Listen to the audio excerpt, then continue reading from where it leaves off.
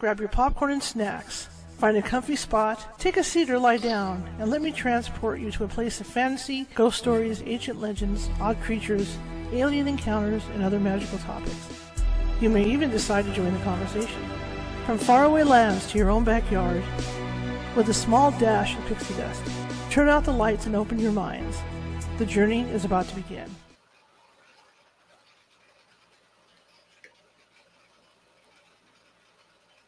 Welcome. Let me get my screen set up here, and we'll get the show on the road here. How is everybody doing on a happy Sunday, a long weekend?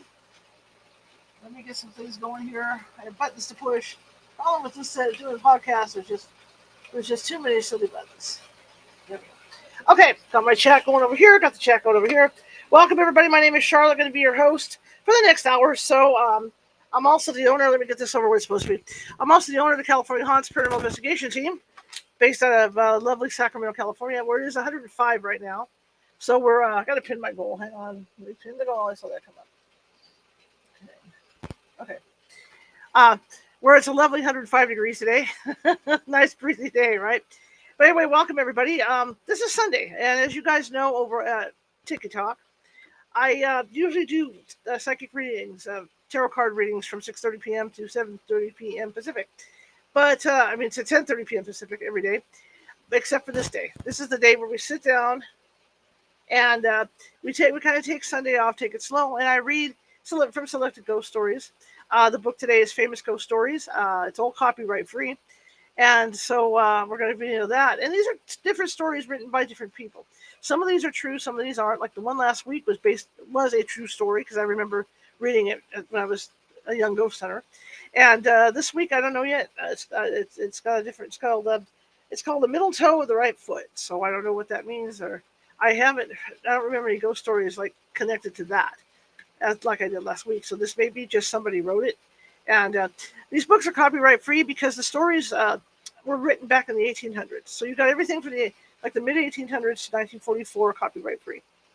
It's from a certain website, so you guys can check out the info later over at the other places. So I'm welcoming everybody this afternoon, this evening. It's because it was 6:30 p.m. here, 6:34. So okay, so over here at TikTok, I do have a goal tonight. I have a goal of 6 puppy kisses. If you could help me out with that. If I see it while I'm reading, I will acknowledge you if you do gift or whatever gift you give. I will acknowledge you, but I really can't see the screen from here because it's so small. And so do me a favor, and I should have a moderator or two in there today watching. So the moderators will thank you for anything and all that good stuff, okay? And we would like to get some likes from you guys if that's possible. Let's see if we can hit at least 50,000 likes today, because that would be really cool. Okay, so you guys can double tap that screen while I'm reading. Now over here, I can't see the names of the networks that I'm on at the moment, but for the other 2 places that I'm on, welcome everybody. It's the second time in a while that we've been on. Hopefully there's no technical glitches today like there was last week. I think I got over those. But welcome. If you hear a noise in the background, the dog is in here with me. I call her my supervisor. It's the only room I have air conditioning in, so we tend to hang out in here on the weekends and stuff. Anyway, so without further ado, I'm going to read to you for about an hour. And then at the end of that read, we'll just say our goodbyes, and that's going to do it. So if anybody can double tap that screen, that would be wonderful. Show me some love. And over here, of course, I do have a thing running for donations if you guys wish over to the network. Double tap that screen. We're trying to hit 50,000 likes today. If you can help me, it's great. And again, I am collecting 6 puppy kisses. So if you can help me out with that as well, that would be great. I'd appreciate it. All right, so let's get on with this. And some of this stuff is out of French. I don't speak French, so it gets to be really interesting as I'm reading, because I'm trying to get these words out. It really becomes comical. But last week's book was really good. So let's see what we have going on here, okay? Again, this is called The Middle Toe of the Right Foot by Ambrose Pierce. It is well known. Let me get the mic where I need it here real quick. This is my podcast studio. I do the readings out of the studio, but for the most part, this is my podcast studio. I'll be moving back into the photo video studio probably at the end of September, because it'll be a lot cooler. So we'll be going back in there, and I'll have a lot more space. I'm limited in space here because this is essentially a recording booth, is what I'm in. Okay, so here we go.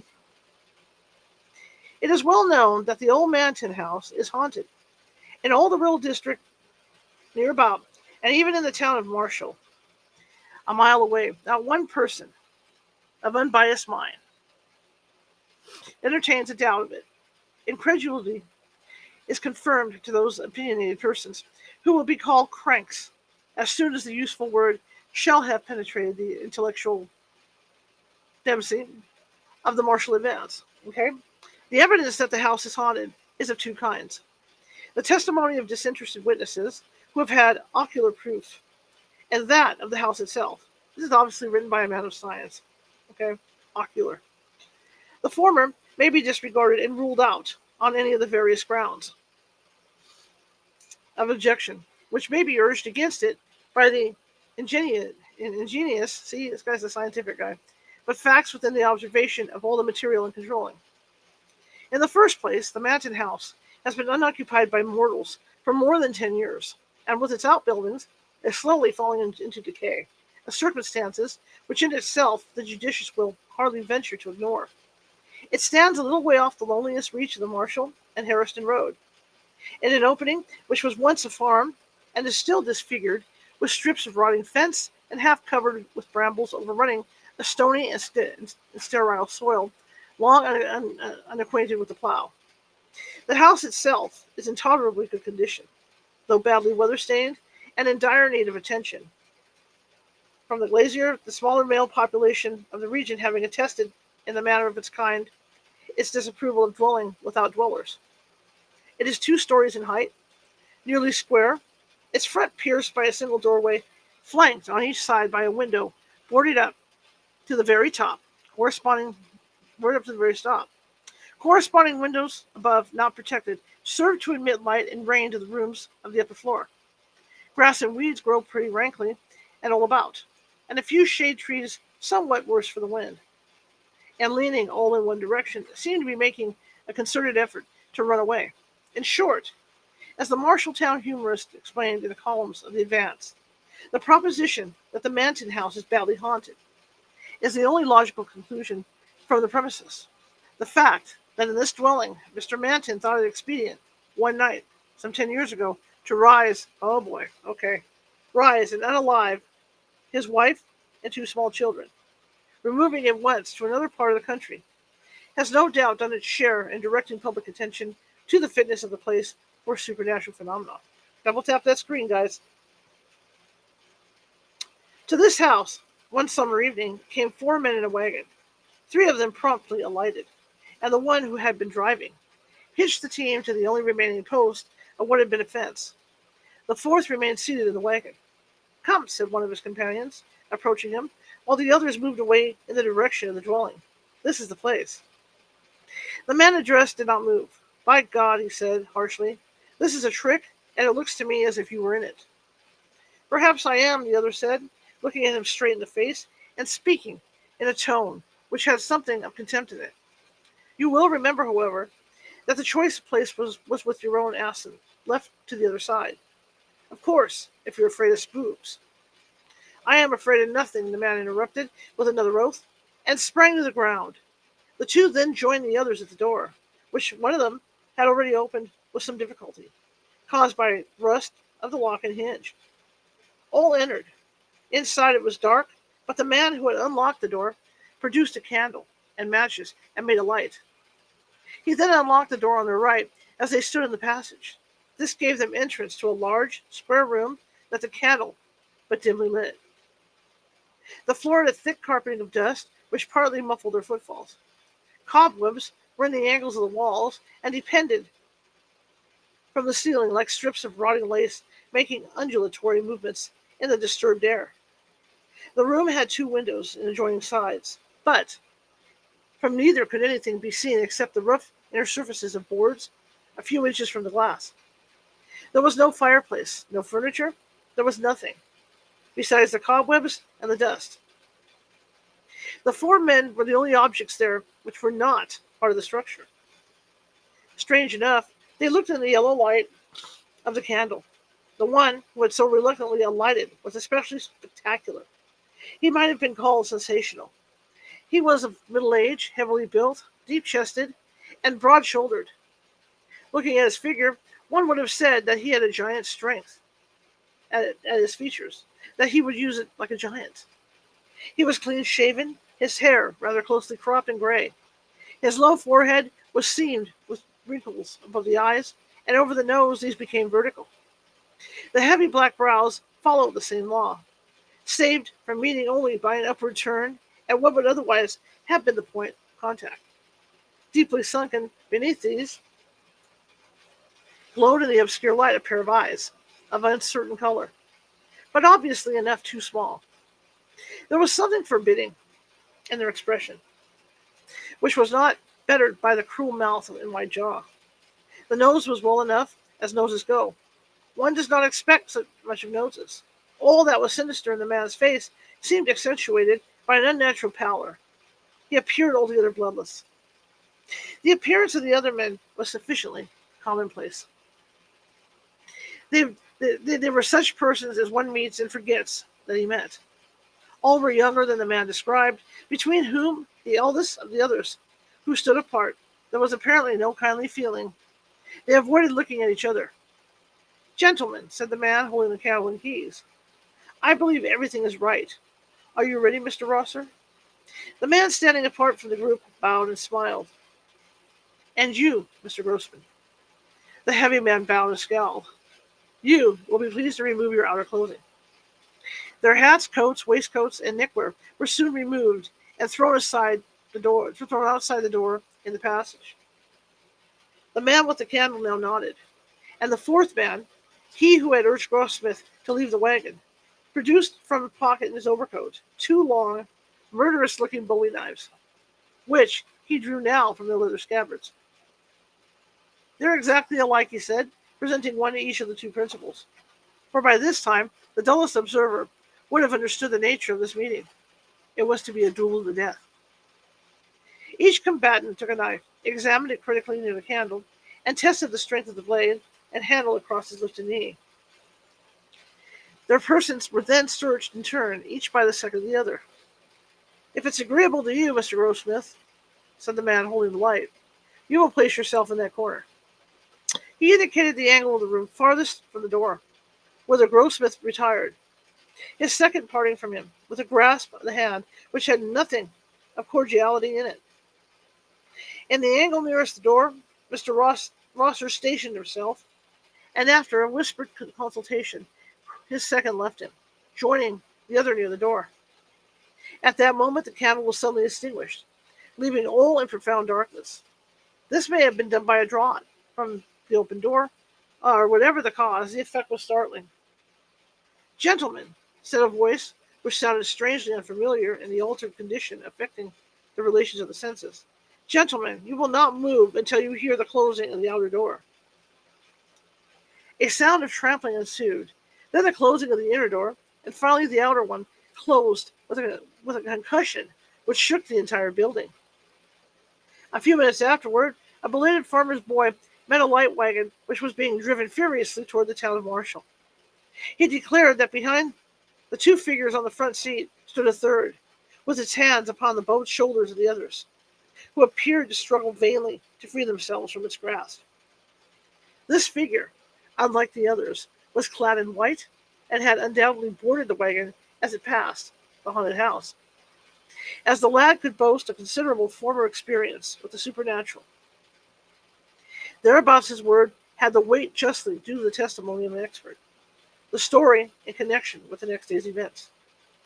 He eventually appeared in the advance, and with some slight literary embellishments and a concluding information that the gentleman referred to would be allowed the use of the paper's columns for their version of the night's adventure, but the privilege remained without a claimant.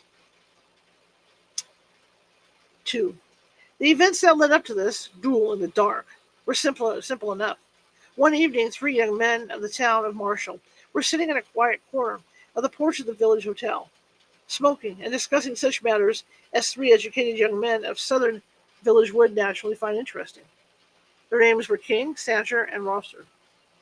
At a little distance, within easy hearing, but taking no part in the conversation, sat a fourth. He was a stranger to the others. They merely knew that on his arrival by the stagecoach that afternoon that he had written in the hotel register the name of Robert Grossmith. He had not been observed to speak to anyone except the hotel clerk. He seemed, indeed, singularly fond of his own company, or, as the personnel of the Advance expressed, grossly addicted to evil associations. But then, it should be said in justice to the stranger that the personnel was himself of a too convivial disposition fairly to judge one differently gifted, and had, moreover, experienced a slight rebuff in an effort at an interview. I hate any kind of deformity in a woman, said King. Wow.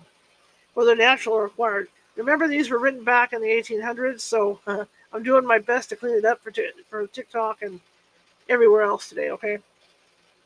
I hate any kind of deformity in a woman, said King, whether natural or acquired. I have a theory that any physical defect has its correlative mental and moral defect. I infer then, said Rosser, gravely, that a lady lacking the moral advantages of a nose would find the struggle to become Mrs. King an arduous enterprise. Of course you may put it that way, was the reply. But seriously, I once threw over a most charming girl on learning, quite accidentally, that she had suffered amputation of a toe. My conduct was brutal, if you like. But if I had married that girl, I should have been miserable for life. I should have made her so. Whereas, said Sancher, with a light laugh, by marrying a gentleman, a more liberal view, she had escaped with a parted throat. Whoa, okay. Ah, you know to whom I refer. Yes, she married Manton, but I don't know about his liberality. I'm not sure, but he unalived her because he discovered that she lacked that excellent thing in a woman, the middle toe of the right foot. Look at that chap, said Rosser in a low voice, his eyes fixed upon the stranger. That chap was obviously listening intently to the conversation. Darn his impudence, muttered King. What ought we to do? That's an easy one, Rosser replied, rising. Sir, he continued, addressing the stranger, I think it would be better if you would remove your chair to the other end of the veranda. The presence of gentlemen is evidently an unfamiliar situation to you. The man sprang to his feet and strode forward with clenched hands, his face white with rage. All were now standing. Sancher stepped between the two belligerents. You are hasty and unjust, he said to Rosser. This gentleman has done nothing to deserve such language. But Rosser would not withdraw a word. By the custom of the country, and the name there could be but one outcome to the quarrel. I demand the satisfaction due to a gentleman, said the stranger, who had become more calm. I am not an acquaintance in this region. Perhaps you, sir, bowing to Sancher, would be kind enough to represent me in this matter. Sancher accepted the trust, somewhat reluctantly. It must be confessed, for the man's appearance and manner were not at all to his liking. King, who during the speech had hardly removed his eyes from the stranger's face and had not spoken a word, consented with a nod to act for Rosser. And the upshot of it was that, the principals having retired, a meeting was arranged for the next evening. The nature of the arrangements had been already discussed. The duel with knives in a dark room was once a commoner feature of southwestern life. Then it is likely to be again.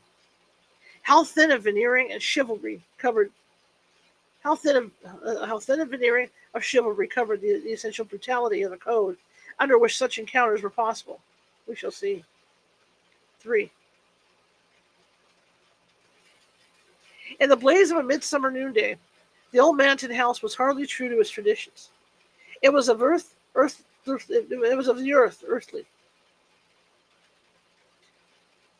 It was the sunshine caressed it warmly and affectionately, with evident disregard of its bad reputation. The grass greening, all the expense in its front, seemed to grow, not rankly, but with a natural and joyous exuberance. And the weeds blossomed, quite like plants, full of charming lights and shadows, and populous with the pleasant-voiced birds. The neglected shade trees no longer struggled to run away, but bent reverently beneath their burdens of sun and song. Even in the glassless upper windows was an expression of peace and contentment due to the light within. Over the stony fields, the visible heat danced with lively tremor, incompatible with the gravity which is an attribute of the supernatural. Such was the aspect under which the place presented itself to Sheriff Adams and two other men who had come out from Marshall to look at it. One of these men was Mr. King, the sheriff's deputy. The other, whose name was Brewer, was a brother of the late Mrs. Manton. Under a beneficent law of the state relating to property which has been for a certain period abandoned by an owner whose residence cannot be ascertained, the sheriff was legal custodian of the Manton farm and everything upon it. His present visit was in mere compliance with some order of court in which Mr. Brewer had an action to get possession of the property as heir to his deceased sister. By a mere coincidence, the visit was made on the day after the night that Deputy King had unlocked the house for another and very different purpose. His presence now was not of his own choosing. He had been ordered to accompany his superior, and at the moment would think of nothing more prudent than simulated alacrity and obedience to the command. Carelessly opening the front door, which to his surprise was not locked, the sheriff was amazed to see, lying on the floor of the passage into which it opened, a confused heap of men's apparel. Examination showed it to consist of 2 hats and the same number of coats, waistcoats, and scarves, all in a remarkably good state of preservation, albeit somewhat defiled by the dust in which they lay. Mr. Brewer was equally astonished, but Mr. King's emotion is not of record. With a new and lively interest in his own actions, the sheriff now unlatched and pushed open a door on the right, and the 3 entered. The room was apparently vacant. No, as their eyes became accustomed to the dimmer light, something was visible in the farthest angle of the wall. It was a human figure, that of a man crouching close to the corner. Something in the attitude made the intruders halt when they had barely passed the threshold. The figure more and more clearly defined itself. The man was upon one knee, his back in the angle of the wall, his shoulders elevated to the level of his ears, his hands before his face, palms outward, the fingers spread and crooked like claws, the white face turned upward on the retracted neck, and an expression of unutterable fright. The mouth half open, the eyes incredibly expanded. He was unalive. Yet, with the exception of a bowie knife, which had evidently fallen from his own hand, not another object was in the room. In thick dust that covered the floor were some confused footprints near the door and along the wall through which it opened. Along one of the adjoining walls, too, past the boarded-up windows, was the trail made by the man himself in reaching his corner. Instinctively, in approaching the body, the 3 men followed that trail. The sheriff grasped one of the outthrown arms. It was as rigid as iron, and the application of a gentle force rocked the entire body without altering the relation of its parts. Brewer, pale with excitement, gazed intently into the distorted face. "God of mercy," he suddenly cried. "It is Manton." "You're right," said King, with an evident attempt at calmness. "I knew Manton. He then wore a full beard and his hair long, but this is him." He might have added, "I recognized him when he challenged Rosser. I told Rosser and Sanchez who he was before we played him this horrible trick. When Rosser left this dark room at our heels, forgetting his outer clothing in the excitement, and driving away with us in his shirt sleeves, all through the proceedings, we knew with whom we were dealing. Murderer and coward that he was." But nothing of this did Mr. King say. With his better light, he was trying to penetrate the mystery of the man's death. That he had not once moved from the corner where he had been stationed. That his posture was that of neither attack nor defense. That he had dropped his weapon. That he had obviously perished of sheer horror of something that he saw. These were circumstances which Mr. King's disturbed intelligence could not rightly comprehend. Groping in intellectual darkness for a clue spelled C-L-E-W, to his maze of doubt, his gaze directed mechanically downward in the way of one who ponders momentous matters, fell upon something which, there, in the light of the day, and in the presence of living companions, affected him with terror. In the dust of years that lay thick upon the floor, leading from the door by which he had entered, straight across the room to within a yard of Manton's crouching corpse, were three parallel lines of footprints, light but definite, impressions of bare feet. The outer ones, those of small children, the inner a woman's. From the point at which they ended, they did not return. They pointed all one way. Brewer, who had observed them at the same moment, was leaning forward in an attitude of rapt attention, horribly pale. "Look at that," he cried, pointing with both hands at the nearest print of the woman's right foot, where she had apparently stopped and stood, the middle toes missing. It was Gertrude. Gertrude was the late Mrs. Manton, sister to Mr. Brewer. Welcome, guys. All right, that was the end of that one. It just stops there. Okay. So we're starting a new one, The Shell of Sense by Olivia Howard Dunbar.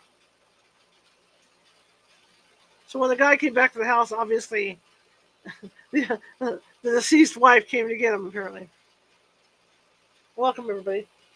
It was intolerably unchanged. The dim, darkened room. In an agony of recognition, my glance ran from one to another of the comfortable, familiar things that my earthly life had been passed among. Incredibly distant from it all, as I essentially was, I noticed sharply that the very gaps that I myself had left in my bookshelves still stood unfilled. That the delicate fingers of the ferns that I had tended were still stretched futilely toward the light. That the soft, agreeable chuckle of my own little clock, like some elderly woman with whom conversation had become automatic, was undiminished. Unchanged, or so it seemed at first. But there were certain trivial differences that shortly smote me. The windows were closed too tightly, for I had always kept the house very cold, although I had known that Teresa preferred warm rooms. And my work basket was in disorder. It was preposterous that so small a thing should hurt me. Then, for this was my first experience of the shadow-folded transition, the odd alteration of my emotions bewildered me. For one moment, the place seemed so humanly familiar, so distinctly my own proper envelope, that for love of it, I could have laid my cheek against the wall, while in the next I was miserably conscious of strange new shrillnesses. How could they be endured, and had I ever endured them? Those harsh influences that I now perceived at the window, light and color, so blinding that they obscured the form of the wind. Tumult, so distorted that one could scarcely hear the roses open in the garden below. But Teresa did not seem to mind any of these things. Disorder, it is true. The dear child had never minded. She was sitting all this time at my desk, occupied. I could only too easily surmise how. In the light of my own habits of precision, it was plain that the somber correspondence should have been intended to before. But I believe that I did not really reproach Teresa, for I knew that her notes, when she did write them, were perhaps less perfunctory than mine. She finished the last one as I watched her, and added it to the heap of black-bordered envelopes that lay on the desk. Poor girl! I saw now that they had cost her tears.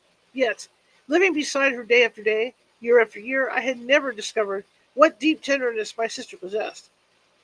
Toward each other, it had been our habit to display only a temperate affection, and I remember having always thought it distinctly fortunate for Teresa, since she was denied my happiness, that she could live so easily and pleasantly without emotions of the devastating sort. And now, for the first time, I was really to behold her. Could it be Teresa, after all, this tangle of subdued turbulences? Let no one suppose that this is an easy thing to bear. The relentlessly lucid understanding that I then first exercised, or that in its first enfranchisement, the timid vision does not yearn for its old screens and miss. Suddenly, as Teresa sat there, her head filled with its tender thoughts of me, held in her gentle hands. I felt Alan's step on the carpeted stair outside. Teresa felt it too, but how? For it was not audible. She gave a start, swept the black envelopes out of sight, and pretended to be writing in a little book. Then I forgot to watch her any longer in my absorption. Ah, and Alan's coming. It was he, of course, that I was awaiting.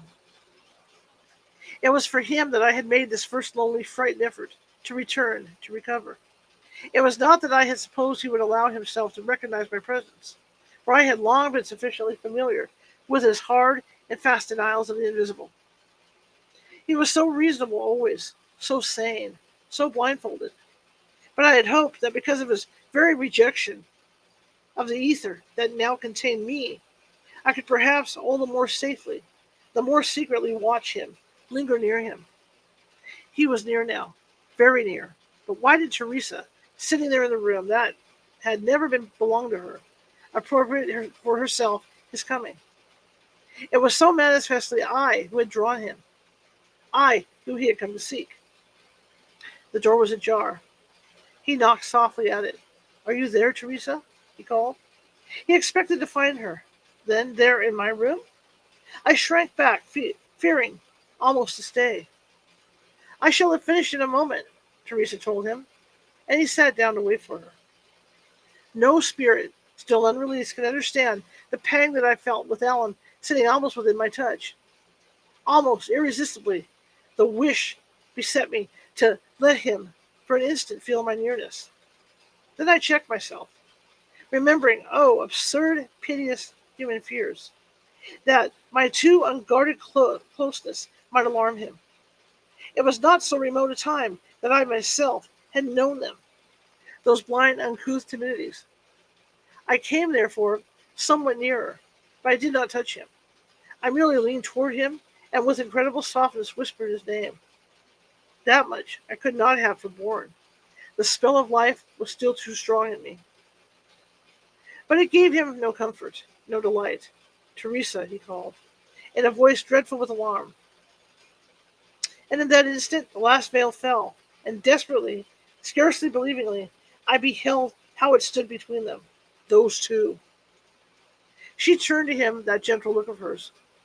"Forgive me," came from him hoarsely, "but I had suddenly the most unaccountable sensation. Can there be too many windows open? There is such a chill about." "There are no windows open," Teresa assured him. "I took care to shut out the chill. You are not well, Alan." "Perhaps not," he embraced the suggestion. "And yet, I feel no illness apart from this abominable sensation that persists. Persist, Teresa. You must tell me. Do I fancy it, or do you too feel something strange here?" "Oh, there is something very strange here," she half sobbed. "There always will be." "Good heavens, child, I didn't mean that." He rose and stood looking about him. "I know, of course, that you have your beliefs, and I respect them. But you know equally well that I have nothing of the sort. So don't let us conjure up anything inexplicable." I stayed imponderably near him. Wretched and bereft though I was, I could not have left him while he stood denying me. "What I mean," he went on, in his low, distinct voice, "is a special and almost ominous sense of cold upon my soul, Teresa." He paused. "If I were superstitious, if I were a woman, I should probably imagine it to seem a presence." He spoke the last word very faintly, but Teresa shrank from it nonetheless. "Don't say that, Alan," she cried out. "Don't think it. I beg of you. I've tried so hard myself not to think of it, and you must help me. You know it is only perturbed, uneasy spirits that wander. With her it is quite different. She has always been so happy. She must still be." I listened stunned to Teresa's sweet dogmatism. From what blind distances came her confident misapprehensions. How dense, both for her and for Alan, was the separating vapor. Alan frowned. "Don't take me literally, Teresa," he explained, and I, who a moment before had almost touched him, now held myself aloof and heard him with a strange untried pity now born in me. I'm not speaking of what you call spirits. It's something much more terrible. He allowed his head to sink heavily on his chest. If I did not positively know that I'd never done her any harm, I should suppose myself to be suffering from guilt, from remorse. Teresa, you know better than I. Perhaps, was she content always? Did she believe in me? Believe in you? When she knew you to be so good? When you adored her? She thought of that? She said it. Then what in heaven's name ails me? Unless it is all you believe, Teresa, and she knows now what she didn't know then. Poor dear, and mine's what? What do you mean, Ellen? I, who with my perhaps illegitimate advantage saw so clear, knew that he had not meant to tell her. I did him that justice, even in my first jealousy. If I had not tortured him so by clinging near him, he would not have told her. But the moment came and overflowed, and he did tell her. Passionate, tumultuous story that it was. During all our life together, Alan's and mine, he had spared me, had kept me wrapped in the white cloak of an unblemished loyalty. But it would have been kinder, I now bitterly thought, if, like many husbands, he had years ago found for the story he now poured forth some clandestine listener. I should not have known, but he was faithful and good, and so he waited till I, mute and chained, was there to hear him. So well did I know him, as I thought, so thoroughly had he once been mine, that I saw it in his eyes, heard it in his voice, before the words came. And yet, when it came, it lashed me with the whips of an unbearable humiliation. For I, his wife, had not known how greatly he could love, and that Teresa, soft little traitor, should, in her still way, have cared too. Where was the iron in her? I moaned within my stricken spirit. Where is the steadfastness? From the moment he bade her, she turned her soft little petals up to him, and my last illusion was spent. It was intolerable, and none the less so that in another moment she had, prompted by some belated thought of me, renounced him. Alan was hers, yet she put him from her, and it was my part to watch them both. Then, in the anguish of it all, I remembered, awkward, untutored spirit that I was, that I now had the great recourse. Whatever human things were unbearable, I had no need to bear. I ceased, therefore, to make the effort that kept me with them. The pitiless poignancy was dulled. The sounds and the light ceased. The lovers faded from me. And again I was mercifully drawn into the dim, infinite spaces. There followed a period whose length I cannot measure, and during which I was able to make no progress in the difficult, dizzying experience of release. Earthbound, my jealousy relentlessly kept me. Though my two dear ones had forsworn each other, I could not trust them, for there seemed to me an affection of a more than mortal magnitude, without a ghostly sentinel to prick them with sharp fears and recollections. Who could believe that they would keep to it? Of the efficacy, uh, of the efficacy of my own vigilance, so long as I might choose to exercise it, I could have no doubt, for I had by this time come to have a dreadful exultation in the new power that lived in me. Repeated delicate experiment had taught me how a touch or a breath, a wish or a whisper, could control Alan's acts, could keep him from Teresa. I could manifest myself as palely, as transiently as a thought. I could produce the merest necessary flicker, like the shadow of a just opened leaf, on his trembling, tortured consciousness. And these unrealized perceptions of me he interpreted, as I had known that he would, as his soul's inevitable penance. He had come to believe that he had done evil in silently loving Teresa all these years, and it was my vengeance to allow him to believe this, to prod him ever to believe it afresh. I am conscious that this frame of mind was not continuous in me, for I remember, too, that when Alan and Teresa were safely apart and sufficiently miserable, I loved them as dearly as I ever had, more dearly perhaps, for it was impossible that I should not perceive in my new emancipation that they were, each of them, something more and greater than the two beings I had once ignorantly pictured them. For years they had practiced a selflessness of which I could not scarcely have conceived, and which each now I could only admire without entering into its mystery. While I had lived solely for myself, these two divine creatures had lived exquisitely for me. They had granted me everything, themselves nothing. For my undeserving sake, their lives had been constant torment, a renunciation, a torment they had not sought to alleviate by the exchange of a single glance of understanding.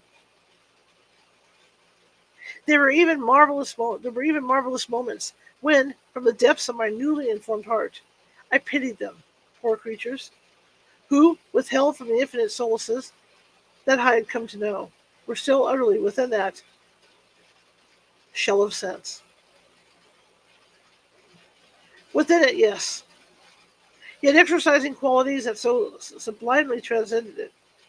Yet the shy, hesitating compassion that thus had birthed in me was far from being able to defeat the earthlier emotion.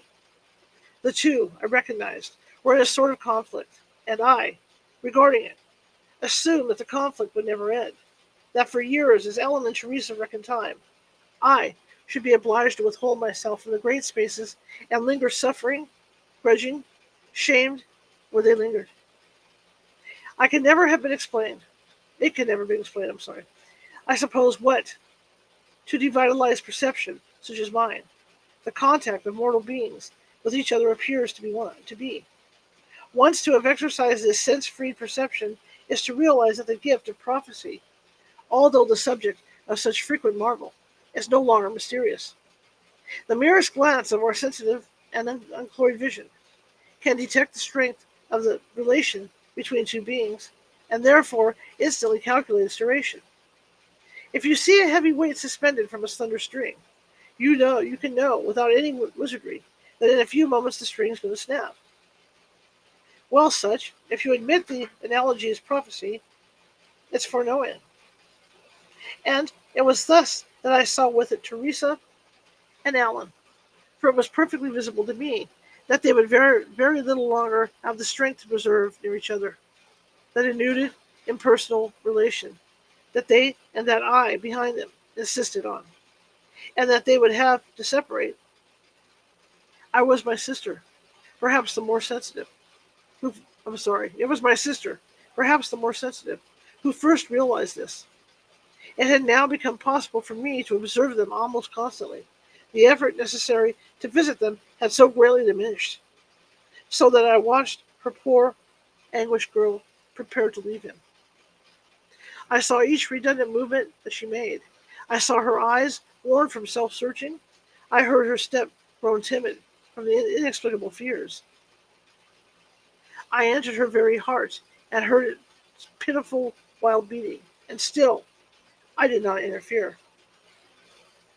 For at this time I had a wonderful, almost demoniacal sense of disposing of matters to suit my own selfish will. At any moment I could have checked their miseries, could have restored happiness and peace. Yet it gave me, and I could weep to admit it, a monstrous joy to know that Teresa thought she was leaving Alan of her own free intention, when it was I who was contriving, arranging, insisting, and yet she wretchedly felt my presence near her. I'm certain of that. A few days before the time of her intended departure, my sister told Alan that she must speak with him after dinner. Our beautiful old house branched out from a circular hall with great arched doors on either end, and it was through the rear doorway that always in summer, after dinner, we passed out in the garden adjoining. As usual, therefore, when the hour came, Teresa led the way. That dreadful daytime brilliance that in my present state I found so hard to endure was now becoming softer. A delicate, capricious twilight breeze danced inconsequently through the languidly whispering leaves. Lovely pale flowers blossomed like little moons in the dusk, and over them the breath of mignonette, I have no idea what that is, hung heavily. It was a perfect place, and it had so long been ours. Alan's, and mine. It made me restless and a little wicked that those two should be there together now. For a little while they walked about together, speaking of common, daily things. Then suddenly Teresa burst out. "I'm going away, Ellen. I've stayed to do everything that needed to be done. Now your mother will be here to care for you, and it's time for me to go." He stared at her and stood still. Teresa had been there so long. She so definitely, to his mind, belonged there. And she was, as I also had jealously known, so lovely there, the small, dark, dainty creature, in the old hall, on the wide staircases, in the garden. Life there without Teresa, even with the intentionally remote, the perpetually renounced Teresa. He had not dreamed of it. He could not so suddenly conceive of it. "Sit here," he said, and drew her down beside him on the bench, "and tell me what it means. Why you're going? Is it because of something that I've been or have done?" She hesitated. I wondered if she would dare tell him. She looked out and away from him, and he waited there long for her to speak. The pale stars were sliding into their places. The whispering of the leaves was almost hushed. All about them was still and shadowy and sweet. It was that wonderful moment when, for lack of a visible horizon, the not yet darkened world seemed infinitely greater, a moment when anything can happen, anything be believed in. The me, watching, listening, hovering. There came a dreadful purpose and a dreadful courage. Suppose for one moment Teresa should not only feel but see me. Would she dare to tell him then? There came a brief space of terrible effort. All my fluttering, uncertain forces strained to the utmost. The instant of my struggle was endlessly long, and the transition seemed to take place outside of me, as one sitting in a train, motionless, sees the leagues of earth float by. And then, in a bright, terrible flash, I knew I had achieved it. I had attained visibility, shuddering, insubstantial but luminously apparent. I stood there before them, and for the instant that I maintained the visible state, I looked straight into Teresa's soul. She gave a cry, and then a thing of silly, cruel impulses that I was. I saw what I had done, the very thing that I wished to avert. I had precipitated.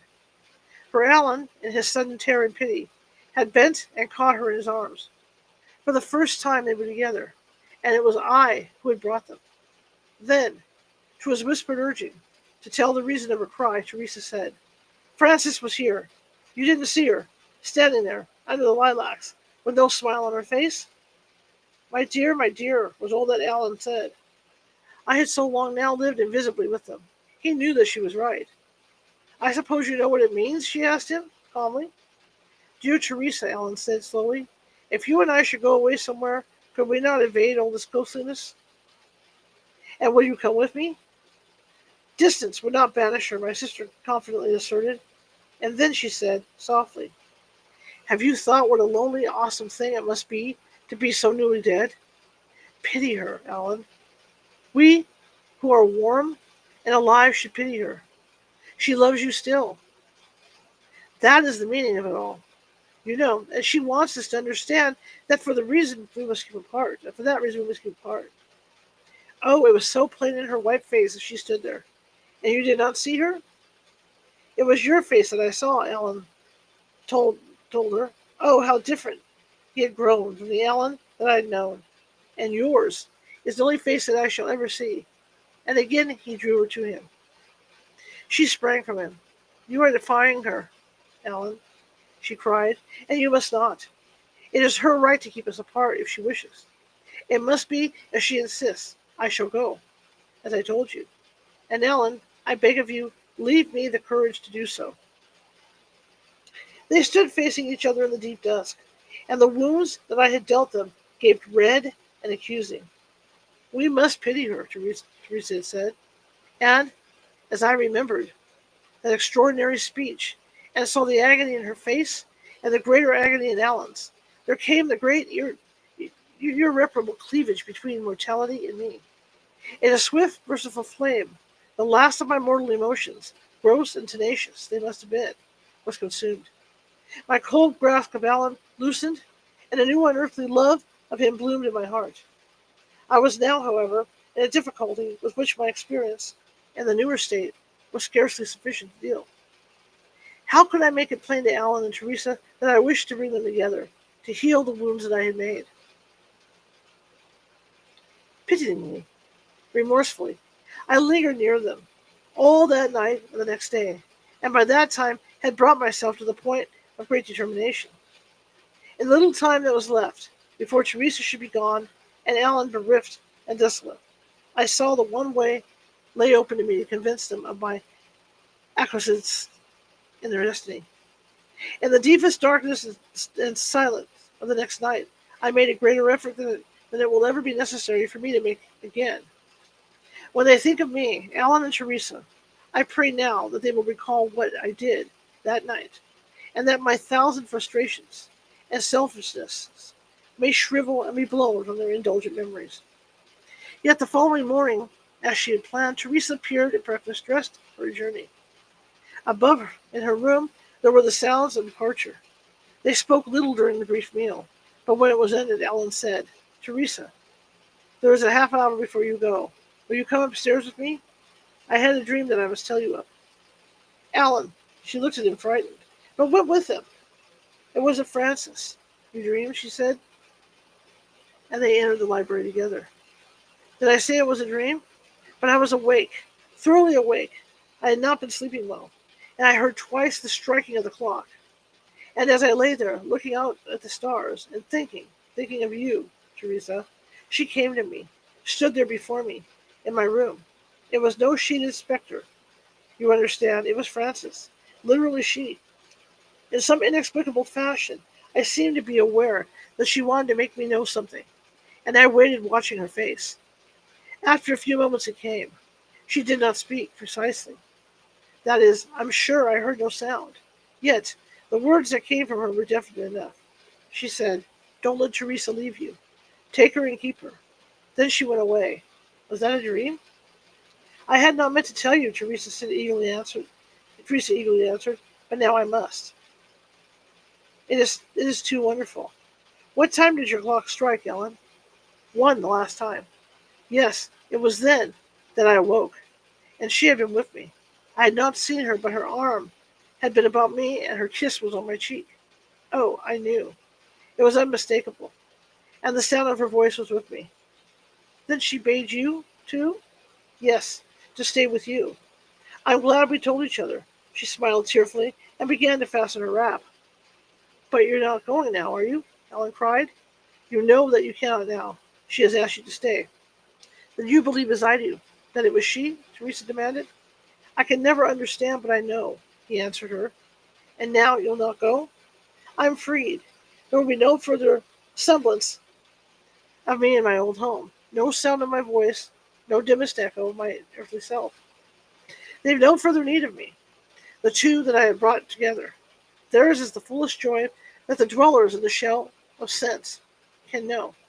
Mine is the transcendent joy of the unseen spaces." Not bad. That was pretty cool. How far into that story did you guys realize that this was a ghost? That this was a ghost of the wife? I mean, that's pretty cool. That's a pretty good story. We'll continue. Like I said, I'll go until 7:45. It's 7:25 p.m. right now. Go another 20 minutes. We'll start the next story. Hi, Pamela. Good to see you. So we'll continue for another 20 minutes. But that was a cool story. That was nicely put. That was great. And some of the stuff she talked about, whoever wrote the story had to be a medium, because a lot of what she talked about and how she described it was how mediums describe these different ghosts and stuff that are out, that are hanging out and stuff. That's so cool. Double tap that screen, everybody. Double tap that screen. We're having a good time tonight. All right, everybody, here we go. Let's continue. This one is called The Woman and the Seven Brothers by Wilbur Daniel Steele. And again, we're going to go until 7:45. So it's 7:25 now, so we've got about 20 minutes. "I tell you, sir, I was innocent. I didn't know any more about the world at 22 than some do at 12. My uncle and aunt in Duxbury brought me up strict. I studied hard in high school, I worked hard after hours, and I went to church twice on Sundays. And I can't see it's right to put me in a place like this with crazy people. Again, okay, guys, no internet police, 1850s, 1941, okay? Oh, yes, I know they're crazy. You can't tell me. And for what they said in court about finding her with her husband, that's the inspector's lies, sir, because he's down on me and wants to make it look like it's my fault. No, sir, I can't say as I thought she was handsome. Not at first. For one thing, her lips were too thin and white, and her color was bad. I'll tell you a fact, sir. That first day I came off to the light. I was sitting on my cot in the storeroom. That's where the assistant keeper sleeps at Seven Brothers. I'm thinking it's a lighthouse. Seven Brothers. As lonesome as I could be, away from home for the first time, and the water all around. Yep, it's a lighthouse. Me, and even though it was a calm day, pounding enough on the ledge to send a kind of woom, woom, woom, winding up through all that solid rock of the tower. And when the old Fedderson poked his head down from the living room, with the sunshine above, making a kind of bright frame around his hair and whiskers, to give me a cheery, "Make yourself at home, sir," I remember I said to myself, he's all right. I'll get along with him. But his wife's enough to sour milk. That was queer, because she was so much under him in age, long about 28 or so, and him nearly 50. But that's what I said. Of course, that feeling wore off, same as any feeling will wear off sooner or later, in a place like the Seven Brothers. Cooped up in a place like that, you come to know folks so well that you forget what they do look like. There was a long time I never noticed her, any more than you noticed the cat. We used to sit of an evening around the table, as if you were Fedderson there, and me here, and her somewhere back there, in the rocker knitting. Fedderson would be working on his Jacob's ladder, and I'd be reading. He'd been working on that Jacob's ladder for a year, I guess, and every time the inspector came off with the tender, he was so astonished to see how good that ladder was that the old man would go to work and make it better. That's all he lived for. If I was reading, as I say, I daren't take my eyes off the book, or Fedderson had me, and then he'd begin. What the inspector said about him. How surprised the member of the board had been that time to see everything so clean about the light. What the inspector had said about Fedderson's being stuck here in a second-class light, best keeper on the coast. And so on, till either he or I had to go aloft and have a look at the wicks. He'd been here 23 years, all told, and he got used to the feeling that he was kept down unfair. So used to it, I guess, that he fed on it and told himself how folks ashore would talk when he was dead and gone. Best keeper on the coast, kept down unfair.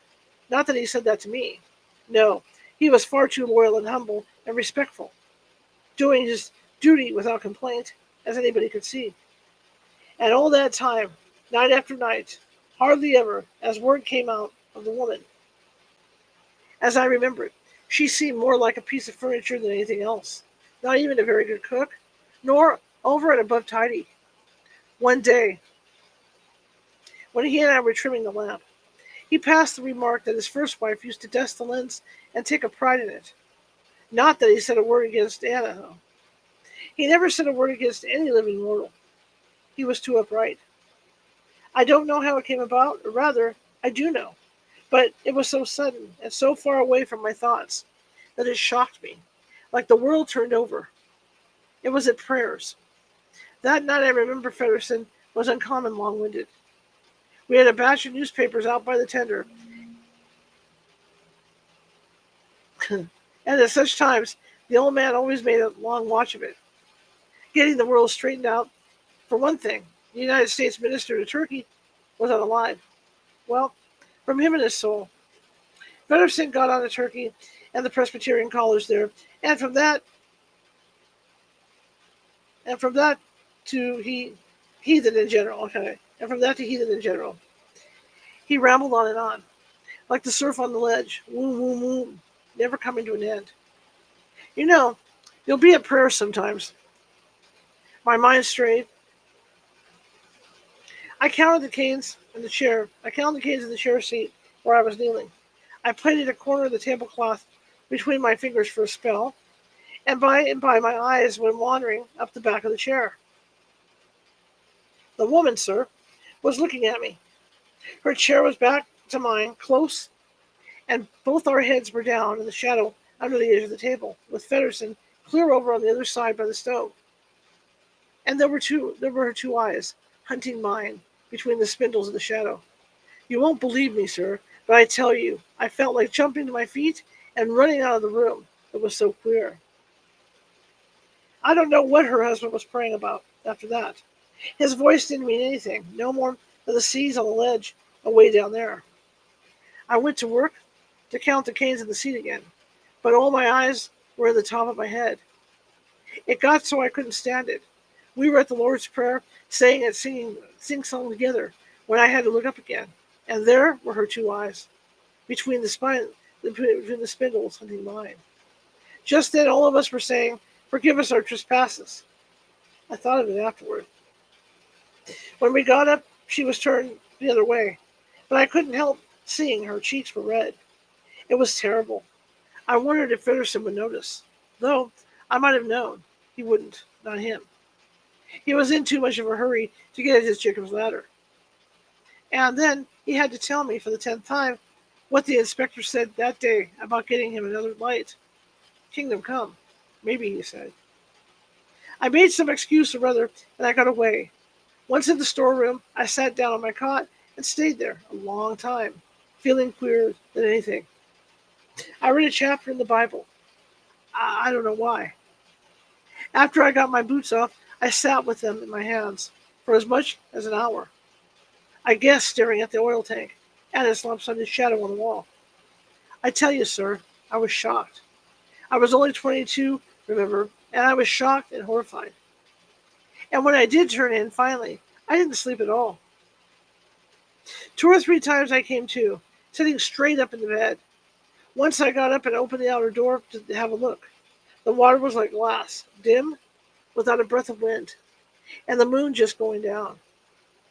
Over on the black shore, I made out 2 lights in a village, like a pair of eyes watching. Lonely? My, yes. Lonely and nervous. I had a horror of her, sir. The dinghy boat hung on its davits just there in front of the door, and for a minute I had an awful hankering to climb into it, lower away, and row off, no matter where. Sounds foolish. Well, it seemed foolish next morning, with the sun shining and everything as usual.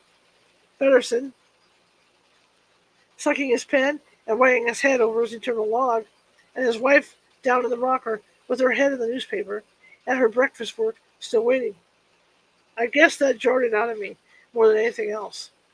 Sight of her slouched down there with her stringy yellow hair and her dusty apron and the pale back of her neck, reading the society notes. Oh, society notes. Think of it. For the first time since I came to Seven Brothers, I wanted to laugh. I guess I did laugh when I went aloft to clean the lamp and found everything so free and breezy, gulls flying high, and little whitecaps making under a westerly. It was like feeling a big load dropped off your shoulders. Fedderson came up with his, dust-ragged, cocked his head at me. Fedderson came up with his dust rag and cocked his head at me. "What's the matter, Ray?" he asked. "Nothing, sir." And then I couldn't help it. "Seems kind of out of place for society notes," said I, "out here at Seven Brothers." He was the other side of the lens, and when he looked at me, he had 1,000 eyes, all sober. For a minute, I thought he was going on dusting, but then he came out and sat down on a sill. "Sometimes," said he, "I get to thinking it may be a mite dull for her out here. She's pretty young, right? Not much more than a girl, hardly. Not much more than a girl. It gave me a turn, sir, as I thought I'd see my aunt in short dresses. It's a good home for her, though," he went on slow. "I've seen a lot of worse to shore, Ray. Of course, if I could get a shore light, kingdom comes a shore light." He stood at me He stood and looked at me out of his deep-set eyes. And then he turned them around the light room where he'd been so long. No, he said, wagging his head. It ain't for such as me. I never saw so humble a man. But look here, he went on, more cheerful. As I was telling her just now, a month from yesterday, our 4th anniversary, and I'm going to take her ashore for the day and give her a holiday. New hat and everything. A girl wants a mind of excitement now and then, Ray. Then it was again that girl. There it was again, that girl. It gave me the fidgets, sir. I had to do something about it. It's close quarters for last names in the light, and I'd taken to calling him Uncle Matt soon after I came. Now, when I was at the table that noon, I spoke over to where she was standing by the stove, getting him another help of chowder. I guess I'll have some too, Aunt Anna, said I, matter of fact. She never said a word, nor gave a sign. Just stood there, kind of round-shouldered, dipping the chowder. And that night, at prayers, I hitched my chair around the table with his back pointing the other way. You get awful lazy in the lighthouse, some ways. No matter how much tinkering you got, there's still a lot of time, and there's such a thing as too much reading. The changes in weather get monotonous, too. By and by, the light burns the same on a thick night as it does on a fair one. Of course, there's the ships, northbound, southbound, windjammers, freighters, passenger boats, full of people. And the watches at night, you can see their lights go by and wonder who they are, what they're doing, how they're laden, where they'll go, fetch up, and all. I used to do that almost every evening when it was my first watch, sitting out on the walk, around up there with my legs hanging over the edge and my chin propped up on the railing, very lazy. The Boston boat was the prettiest to see, with her 3 tiers of portholes lit, like a string of pearls wrapped around and round a woman's neck. Well, away too, for the ledge must have made a couple of 100 fathoms off the light with a white dog tooth of a breaker, even on the darkest night. When I was lolling there one night, as I say, watching the Boston boat go by, not thinking of anything special, when I heard the door on the other side of the tower open and footsteps coming around to me. By and by I nodded toward the boat and passed the remark that she was fetching an uncommon host tonight. No answer. I made nothing of that, for oftentimes Fedderson wouldn't answer, and after I'd watched the lights crawling on through the darkest spell, just to make a conversation, I said I guessed there'd be a bit of weather before long. I noticed, said I. I've noticed, said I. I've noticed, said I. Sorry about that. I've noticed, said I, when there's weather coming on, and the wind in the northeast, you can hear the orchestra playing aboard of her just over there. I make it out now, do you? Yes, oh yes, I hear it all right. You can imagine I startled. It wasn't him but her. And there was something in the way she said that speech. Something well unnatural, like a hungry animal snapping at a person's hand. I turned and looked at her sideways. She was standing by the railing, leaning a little outward, the top of her from the waist picked out bright by the lens behind her. I didn't know what in the world to say, and yet I had the feeling that I ought not sit there long. I wonder, said I, what that captain's thinking of fetching in so handily tonight. It's no way, I tell you. If 'twasn't for this light, she'd go to work and pile up on the ledge for some thick night. She turned at that and stared straight into the lens. I didn't like the look in her face. Somehow, with its edges cut hard, all around, and its 2 eyes closed down to slits, like a cat's, it made a kind of mask. And then, I went on uneasy enough. And then, where'd all the music be all of a sudden? And their goings on and their singing. And dancing. She clipped me off so quick, it took my breath. The dancing, said I? That's dance music, said she. She was looking at the boat again. How do I know? Or how do you know? I felt. I had to keep on talking. Well, sir, she laughed. I looked at her. She had on a shawl with some stuff or other that shined in the light. She had it pulled tight across her with her two hands in front of her breast, and I saw her shoulders swaying in tune. How do I know? She cried. Then she laughed again, the same kind of a laugh. It was queer, sir, to see her and to hear her. She turned, as quick as that, and leaned toward me. Don't you know how to dance, Ray? She said. No, no, I managed, and I was going to say, Aunt Anna, but that thing choked me in my throat. I tell you, she was looking square at me all the time with her two eyes and moving with the music as if she didn't know it. By heavens, sir, it came over me all of a sudden that she wasn't so bad looking. After all, I guess I must have sounded like a fool. You see, said I, she's cleared the rip here now, and the music's gone. You hear? Yes, she said, turning back slow. That's where it stops every night, night after night, and it stops just there, at the rip. When she spoke again, her voice was different. I never heard the like of it, thin and taut as a thread. It made me shiver, sir. I hate 'em. That's what she said. I hate 'em all. I'd like to see him alive. I'd love to see him torn apart on the rocks, night after night. I could bathe my hands. How am I going to say this? I'll get in trouble. I could bathe my hands in whatever's left of them, night after night. I'm just going to say that. And do you know, sir, I saw it with my own eyes. Her hands moving at each other above the rail. But it was her voice, though. I didn't know what to do or what to say. So I poked my head through the railing and looked down at the water. I don't think I'm a coward, sir, but it was like a cold, ice-cold hand, taking hold of my beating heart. When I looked up, finally, she was gone. By and by, I went in and had a look at the lamp, hardly knowing what it was about. Then, seeing by my watch it was time for the old man to come on duty, I started to go below. In the Seven Brothers, you understand, the stair goes down in a spiral through a well against the south wall. First there's the door to the keeper's room, and then you come to another, and that's the living room. And then down to the storeroom. And at night, if you don't carry a lantern, it's as black as the pit. Well, down I went, sliding my hand along the rail, and as usual I stopped to give a rap on the keeper's door, in case he was taking a nap after supper. Sometimes he did. I stood there blind as a bat, with my mind still up on the walk around. There was no answer to my knock. I hadn't expected any.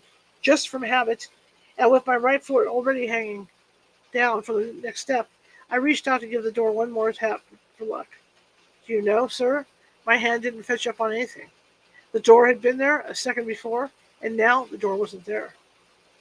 My hand just went on going through the dark, on, and I didn't seem to have a sense or power enough to stop it.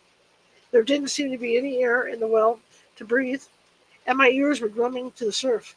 That's how scared I was. And then my hand touched the flesh of my face, and something in the dark said, "Oh," no louder than a sigh.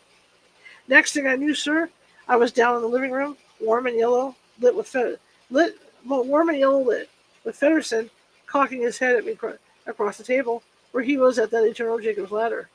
"What's the matter, Ray?" said he. "Lord's sake, Ray." Nothing," said I. Then I think I told him I was sick. That night I wrote a letter to A.L. Peters, the grain dealer in Duxbury, asking for a job, even though it wouldn't go ashore for a couple of weeks. Just the writing of it made me feel better. All right, guys, we're going to wrap it up there. Hope you guys enjoyed it. The third story, but this story is really good, so I can't wait till next week to finish it off. But I want to thank everybody for coming tonight. I really appreciate it. Everybody on all three networks. And I hope to see you next week with this, so we can continue, finish off and continue it. In the meantime, tomorrow night, come join me over at TikTok, 6:30 p.m. Pacific. I'll be doing free tarot card readings. The first of the month, we're gonna have some fun. We're gonna blow the roof off TikTok, right? Like we do every night. But I want to thank everybody on TikTok for joining me. I thank you for the likes, and I want to thank everybody on the other two networks for joining me. So what I'll do is I'll go ahead and shut down TikTok, and then we'll close out on the other two networks and call it a night. All right, you guys. Thank you so much, and thank you guys so much, and I'll see you guys tomorrow on TikTok.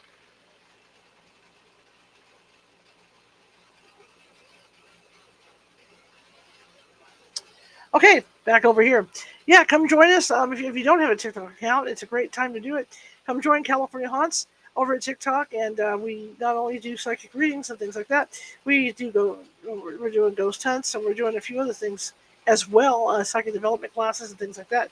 So come on over for your free reading and check us out. Check us out. 6:30 p.m. Pacific, and I go from 6:30 p.m. Pacific to 10:30 p.m. Pacific every night, Monday through Saturday. Okay, and then I'm here obviously on Sunday. Anyway, it was great, Pamela. Thank you for coming, and for everybody else that listened in, thank you so much. It's kind of sad. I mean, the first two stories were good, but this one's really good, right? So we have to stop in the middle of it. Kind of a bummer. But anyway, thank you guys so much, and I will see you guys as soon as you can. Come on over and visit me on TikTok. Otherwise, I'll see you guys next week. Okay? All right, have a good night.